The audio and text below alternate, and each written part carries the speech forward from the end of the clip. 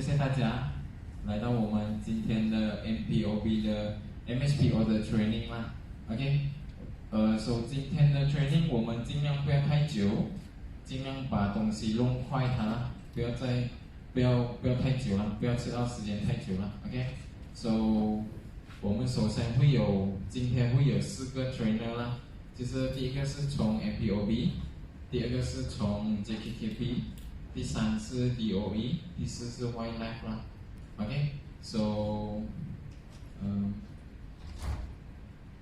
Untuk training hari ini kita coba untuk kasih cepat ya.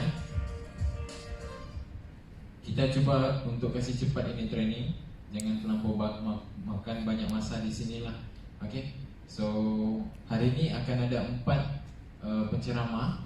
Satu daripada MPOB, kedua daripada JKKP, ketiga daripada DOE, Department of Environment, dan yang last sekali daripada Wildlife, daripada perhilitan. Saya perkenalkan nama saya dulu. Nama saya Muhammad Razman daripada Koperasi Landscape Kelapa Sawit Sabah Berhad, NKSS. Mungkin ada yang pernah jumpa saya, boleh panggil saya Man lah, Aman. Tanpa membuang masa, saya menjemput wakil daripada MPOB, Encik Amiruddin, untuk menyampaikan dia punya slot yang pertama. Dipersilakan.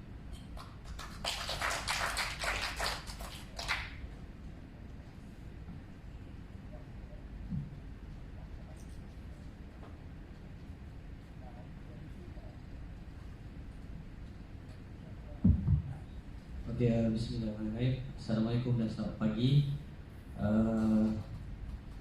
Terlebih dahulu saya ucapkan terima kasihlah kerana sudah datang. Terima kasih kepada koperasi kerana menjemput kami hari ini untuk memberi sedikit taklimat ataupun maklumat sedikit untuk mengenai MSPO lah. Faham juga bahasa Melayu kan? Angkel-angkel faham ah? Nanti saya takut kalau saya laju, tolong kasih slow atau angkat tangan ya. Sebab ini mungkin lama sikit, jadi saya mau minta tolong fokus lah. Terlebih dahulu saya kenalkan diri saya dulu. Nama saya Amiruddin bin Majid, pegawai MSPO untuk MPOB Cawangan Tawau lah.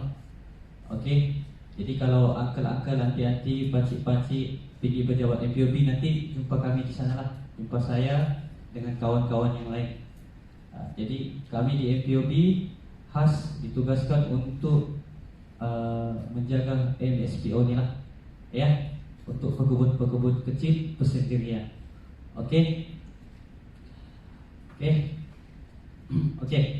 Saya mau bagi tahu di sini sebenarnya apa MSPO. Anti tahu, Uncle? Benda pertama sekali yang auditor akan tanya di kebun, dia akan tanya tuan tanah. Dia interview tuan tanah, dia akan tanya apa itu MSPO. Benda sekali yang paling penting pertama sekali dia akan tanya MSPO. Hati-hati yang Uncle mau jawab apa? Bukan MSOP ya. Selalu itu Uncle datang sana jawab MSPO. Malaysian Sustainable Palm Oil. Kalau ditanya maksudnya minyak sawit Malaysia Mampan, ya, kasih tahu dia itu dia punya maksud. Ini first thing benda yang auditor akan tanya. Dia tidak akan interview MPOB, dia akan tanya you punya kebun lah, tuan tanah punya, ya. Untuk pengekspor kedua terbesar di dunia adalah 18,5 juta tan 2019 kelapa sawit seluruh dunia. Malaysia dia ekspor kita punya minyak ke luar negara 18,5 tahun 2019 dan 1986 juta tan 2019. Ya. Ini adalah statistik di mana negara luar beli minyak sawit kita. Yang paling tinggi adalah India. Yang kedua adalah Kesatuan Eropah EU, dan dan ketiga adalah China, dan seterusnya ya. So EU ni dia isukan, pernah dengarkah kes isu kita punya minyak sawit kenapa rendah sebelum ni?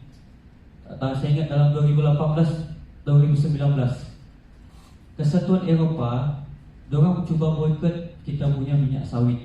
Dorang tidak mau beli, sebab itu harga kita punya sawit jatuh. Dorang cakap, dorang tuduh kita ni, kita musnahkan alam sekitar, kehidupan liar untuk tanam sawit. Habis hutan ditebang. Kita tidak amalkan satu standard. Kita tidak amalkan satu standard sebelum tanam kelapa sawit. Maknanya kita musnahkan ekosistem untuk tanam sawit. Ya, jadi dorang mau satu standard yang Malaysia keluarkan untuk jual Malaysia punya minyak sawit. Contoh lah kan, kalau kita beli ayam kan, kita ayam di kedai. Kalau kita tidak tahu dari mana sumber dia, di mana disembelih, di mana didapat, saya pun tidak mau beli, sebab dia tidak ada satu sijil. Ya, macam ayam tidak ada sijil lah, so logo halal ataupun daripada sirim kan. Macam juga sawit, dia mau satu standard yaitu MSPO. Okey. So nanti kamu tidak akan boleh jual buah kalau tidak ada MSPO. Ada lesen tidak cukup. Semua pengilang, timbangan, ladang, estate, semua mesti ada MSPO. Pekebun kecil semua disamaratakan, sebab dia menghasilkan satu minyak sawit. Ya, ini adalah salah satu contoh lah permintaan loan negara yang paling tinggi di negara kita.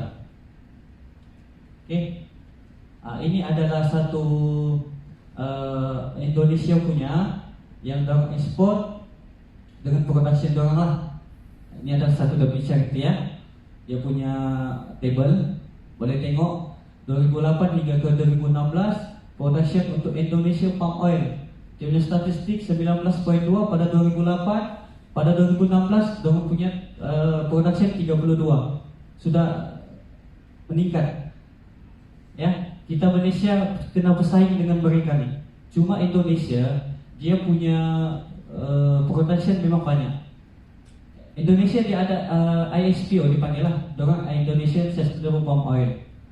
Kita tengah bersaing dengan dorang. Cuma kita punya Malaysia, kita punya kualiti lebih daripada Indon. Indon dia lebih kepada produk, cuma kualiti dia kurang. Jadi kita Malaysia kena bersaing dari segi kualiti lah, sebab kita punya production tidak banyak. Ya. Okey, ini adalah stok minyak. Ini adalah stok minyak kelapa sawit dari Malaysia. Boleh tengok naik 0.26% kelapa sawit Indon secara bulanan. Sebelah sini dan sebelah sana naik 7.6 stok minyak kelapa sawit secara bulanan 7.6%. Okey. Ini secara ringkas kita tengok ya, tidak ada masalah. Okey. EU hanya akan mengimport produk minyak sawit 100% dipersijilkan lestari mulai 2020. Macam saya cakap tadi, Kesatuan Eropah dia tidak akan beli minyak sawit Malaysia menjelang 2020. So, tahun ni wajib di MSPO kan untuk semua pengusaha-pengusaha kelapa sawit, termasuk kebun kecil, pengilang kah, estate kah. Sebenarnya mandatory dia tahun 2019, tapi kerajaan kita dia tangguh lagi untuk sebab belum semua untuk mencapai peratus di Malaysia yang di MSPO kan. So dia postpone hingga ke tahun ni lah. Ya, jadi mana-mana yang belum ada boleh cuba apply lah. Okey, cabaran industri sawit negara yang pertama adalah penebangan hutan. Okey, yang ini macam saya cakap tadi, penebangan hutan dibuat untuk tanam kelapa sawit. Ya, saya ada satu video tapi tak dapat play. Kita boleh tengok macam mana kita manusia memusnahkan hutan dan hidupan liar. Habitat hidupan liar secara langsung memang musnah untuk kita tanam sawit untuk kepentingan manusia lah. Saya ada video cuma tak boleh play, mungkin next time lah ya. Okey, yang kedua isu hidupan liar. Macam kehidupan orang hutan, hewan-hewan yang pupus memang akan terancam.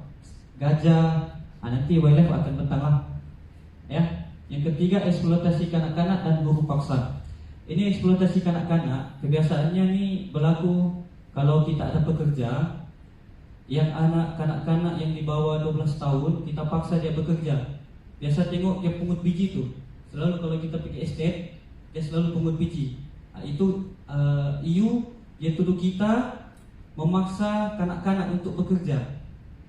Ya, kita tidak mau ada itu. Jadi bila-bila ada auditor, kalau ada auditor datang, tuan-tuan punya kebun, tolong pastikan kanak-kanak jangan ada di kebun.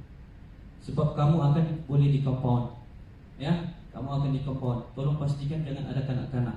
Bolehlah, cuma mungkin dia duduk rumah atau di mana-mana saja, tapi jangan ada di kebun tu lah. Ya, sebab dia tidak mau, sebab nanti dia akan jadi isu. Kamu akan paksa kanak-kanak untuk kerja. Dia tidak mau, ya. Salah satu inilah hak asasi manusia. Okey. Okey, ini adalah salah satu contoh iklan di mana kerajaan EU, Kesatuan Eropah, dorang buat iklan boikot kita punya minyak sawit. Say no to palm oil. Okey, dia mindset kita punya semua rakyat di dunia termasuk kanak-kanak, dia mindset jangan beli minyak kelapa sawit, jangan gunakan produk dari segi minyak sawit. Contoh shampoo, sabun yang kita keluarkan jangan beli. Dia cuba boikot. Ya, ini adalah salah satu iklan yang dorang paparkan di Google. Nanti kalau kita masuk Google, type saja tu, jumpalah ni semua. Saya pun ada satu video yang dorang mindset kanak-kanak punya minda dari kartun. Kartun tu yang dorang cuba ubah mindset kanak-kanak bahawa tu minyak sawit memang tidak bagus. Itulah kejamnya dorang kan. So untuk selamatkan dia adalah MSPO. Ini macam saya cakap lah.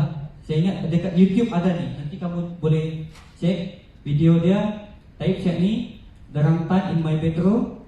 You boleh tengok sana. Dia cuba ubah mindset kanak-kanak dari segi kartun. Nanti boleh cek di YouTube. Saya ingat ada dekat YouTube ni. Ini saya cakap tadi. Contoh. Ini mereka jumpa di ladang. Jumpa kanak-kanak dalam ladang untuk pungut biji. Dipaksa bekerja lah. Sebenarnya kanak-kanak ni dia cuma ingin bantu dia punya orang tua saja kan. Tapi tidak mau kerajaan kita ini Kesatuan Eropah tidak mau kanak-kanak sudah diajar bekerja. Yang kedua, pembakaran lah. Ini dari segi alam sekitar. Macam mana kita punya kebun, hutan ditubang untuk menanam sawit tanpa ada ikut SOP lah. Ya, ini hutan pembakaran secara terbuka lah. Okey, ini contoh lah orang hutan. Palm oil, dia iklankan palm oil affect life in rainforest, million of animal lose their home, orang hutan die. This is your fault, life palm oil free. Okay, dia cakap ini maksud palm oil ni adalah memusnahkan hidupan liar. Orang hutan menikmati life palm oil free. Okay, ini adalah salah satu iklan orang lah. Tengok dia punya orang hutan diikat kan, dimusnahkan. Ini gajah. Gajah habis digading dia diambil, gajahnya mati. Okey, ini dalam produk orang di keropok dorang ada buat job palm oil free, no. Okey. So, mengapa ini berlaku? Macam saya cakap tadi lah. Okey, pengenalan MSPO menjadi salah satu alat mekanisme untuk menangkis dakwaan dan tomahan terhadap industri sawit Malaysia bagi mendekatkan jurang persepsi negara pembeli. Okey, MSPO ni adalah satu jalan di mana kita untuk mengelakkan dorang punya tomahan lah, bahawa kita tanam sawit tidak mengikut standard. So MSPO ni kita wujudkan untuk buat satu pensijilan di mana standard kelapa sawit kita ikut. Kita ada 7 prinsip. Kalau kita semua lepas prinsip ni, maknanya kita layak untuk membeli menjual minyak sawit kita di Malaysia. So kesatuan Eropah selepas ini dia tidak akan isukan sudah. Bila dia tanya kenapa you ada standard, okey, kami ada sijil, kita boleh dikasih nampak dia, kan? Kita ada bukti sudah. Okey. Ini adalah salah contoh peratus di mana Malaysia punya kelapa sawit. Plantation berangkumi 70.7%. Untuk smallholders tak jelas berapa jelas, 10.7, dan yang tersusun 11.9%. Ya, untuk plantation memang besar. Semua ni kena ada MSPO. Tidak kira lah you kilang kah, timbangan kah, you estate kah, you perkebun kecil, you kena buat MSPO. Okay, jenis-jenis perkebun kecil kita ada 2 jenis ya. Yang pertama yang tersusun, dan kedua persendirian. Macam tuan-tuan di sini semuanya persendirian ya. Yang tersusun ni seperti Felda, Felcra, Rista, contoh agensi negeri, SLDB lah. Ini contoh-contoh perkebun kecil, kelompok-kelompok perkebun kecil yang tersusun. Untuk tuan-tuan di sini semuanya adalah perkebun kecil persendirian, smallholders yang akan dapat subsidi daripada kerajaan untuk buat MSPO. Ya. Okey, ini perkebun kecil lah tuan-tuan. Ini adalah contoh-contoh gambar pegawai MPOB di dalam ladang. Macam mana kita proses untuk auditor. Ya.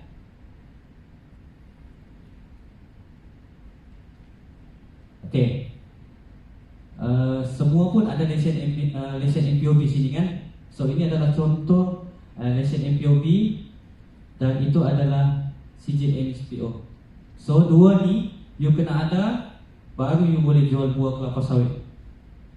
Bila you ada lesen saja, you tidak ada sijil, dia tidak mau. Sekarang ni kilang sudah mula minta. Dia sudah mula minta sijil MSPO. Kalau tidak ada, diorang akan minta satu pengesahan daripada MPOB atau mana-mana agensi yang menyatakan kamu dalam proses ataupun sudah buat MSPO. Kilang dan timbangan sekarang diorang sudah mula minta ni. Ya. So nanti kalau ada sudah sijil, foto state ni 2 bagi dengan kilang ya. Okay. Ini adalah salah contoh inilah sertifikat untuk MSPO. Okay. Ini ya, minyak sawit Mampan Malaysia merupakan suatu skim persijilan di dalam industri sawit. MSPO ni sebenarnya adalah subsidi kerajaan. Sebenarnya bila tuan-tuan dengan biasa perkebun kecil yang mohon dengan MPOB, kami MPOB akan tanggung semuanya kos untuk auditor lah. Kosnya itu dalam melibatkan 20 hingga ke 30 ribu. So semua adalah dalam bentuk skim subsidi ya. Okey, kemampanan. Apa makna kemampanan? Adalah kebolehan untuk meneruskan penanaman sawit tanpa menjejaskan alam sekitar pada masa akan datang. Macam saya cakap tadi, MSPO ni gunanya adalah untuk supaya tidak memusnahkan alam sekitar dan memberi manfaat kepada semua orang lah. Ya, pastikan kita tanam sawit ni tidak ada masalah, Pak. Maksudnya kita tidak mengganggu keadaan sekeliling. Pastikan kita tanam sawit ni aman damai. Tidak mau ada isu-isu lain selepas ini. So bila kita buat semua apa yang auditor minta, so kena buatlah. Okay, ini adalah satu manfaat kepada semua orang lah. Profit dia pendapatan penduduk dan sekitaran. Okay. Sejarah MSPO 2011 mula dibangunkan. 2013 dilancarkan oleh Timbalan Perdana Menteri. Saya ingat Timbalan sini Muhyiddin Yassin lah. 2013. 2015 dilaksanakan kepada industri dan 17 mandatory oleh Menteri dan menjelang 2020. So dia akan dikuatkuasakan selepas 2020. So mana-mana pekebun kecil yang belum ataupun yang tidak ada sijil MSPO kena buat. Walaupun dia belum ada sijil, dia kena buat sudah sebelum 2020. Ya. So kilang akan minta ni, timbangan ataupun kilang dia tetap akan minta. Macam saya cakap tadi, mandatory 2019 cuma dianjakkan. Ya. Ini adalah suratan akbar ya. Okey, insentif 100% untuk pekebun kecil. Okey, ini adalah subsidi. Ya. Ini kita boleh dapat dikeluarkan oleh berita. Okey. Dana untuk pekebun kecil persendirian. Mana-mana pekebun kecil yang sudah buat MSPO, ini biasanya yang masuk dengan FPOB lah, yang kami akan bagi latihan berkenaan MSPO. Latihan tu termasuk dengan taklimat begini. Lepas tu iuran persediaan MSPO ni tidak perlu bayar. Peralatan pelindungan PPE dan rak simpanan bahan kimia. Ini adalah satu set kelengkapan PPE dan rak simpanan. Ini kami akan bagi secara percuma kepada setiap pekebun kecil yang sudah lulus. Yang telah lulus baru kami akan bagi. Ya. So, mana-mana tuan tanah, kebun-kebun yang belum ada set kelengkapan PPE, tolong beli. Auditor dia akan tanya. Dia akan tanya mana yang punya simpan ini PPE. Kalau you cakap ada, dia mau akan nampak. Biasanya mengikut pengalaman kami, dia akan tengok pertama sekali, dia akan tengok store racun dia akan tengok. Ya, store ni dia mau tengok macam mana kamu buat pengasingan di dalam store racun. Contoh gelen-gelennya, bekas-bekas racun, set PPE ini dia akan tengok semuanya. Ya. Okay, apa komponen MSPO? Kita untuk semua holders, kita ada di prinsip yang kedua. Ni, Independent General Principle for Independent Smallholders. Untuk yang pertama, dia general untuk keseluruhan. Yang kedua pekebun kecil, yang ketiga untuk plantation, dan ketiga untuk kilang. Ya, jadi semua ni kena ada MSPO. So kita ke bahagian yang kedua. Kalau audit kita tanya, kita bahagian yang kedua untuk semua holders. Okey. Prinsip, okey, ini ada 7 prinsip yang perlu dipatuhi untuk MSPO. Yang pertama, komitmen dan tanggungjawab pihak pengurusan. Yang kedua, ketelusan. Ketiga, pematuhan terhadap keperluan undang-undang. Yang keempat, tanggungjawab sosial kesihatan, keselamatan dan keadaan pekerja. Yang kelima, alam sekitar, sumber asli, biosafety dan perkhidmatan ekosistem. Yang keenam, amalan baik. Dan ketujuh, pembangunan penanam baru. Nanti saya akan cuba terangkan satu-satu ya. Okey, yang pertama, tanggungjawab dan komitmen pengurusan. PK perlu memahami polisi MSPO. Wakil menandatangani, ini maksudnya kena isi borang lah. Pengakuan penyerta MSPO salinan disimpan oleh GM dan PK. Ini untuk General Manager dan pekebun kecil. Ini adalah salah satu taklimat yang kami buat di Semenanjung. Ini salah satu contoh praktikal lah. Buatan dan masak diperkenalkan kepada pekebun kecil.